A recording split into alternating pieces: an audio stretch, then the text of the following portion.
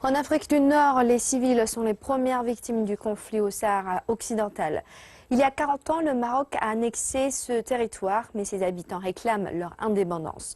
Depuis, des milliers de réfugiés vivent en Algérie et cela suscite des craintes de radicalisation. Mohamed est né en exil dans un camp de réfugiés du Sahara.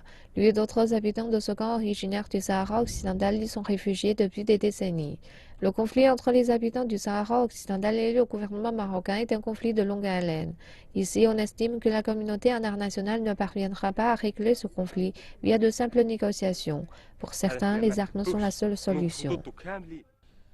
Nous n'aimons pas la guerre et nous sommes contre elle, mais nous la ferons pour une raison, nos droits, nos valeurs et notre droit à nous exprimer via un référendum, mais nous patientons toujours.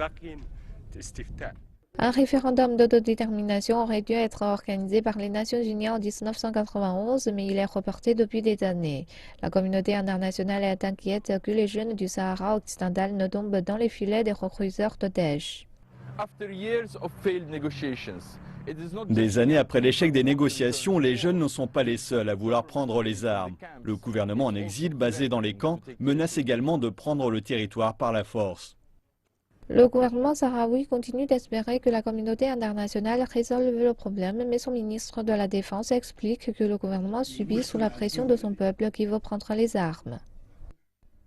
Il est temps pour la communauté internationale et les Nations Unies de prendre cette question au sérieux et de trouver des solutions réalistes et rationnelles, alignées avec le droit du peuple sahraoui de choisir son avenir, étant donné que la patience du peuple et de l'armée sahraoui sont épuisées, et surtout que la patience de la jeunesse sahraoui est également épuisée.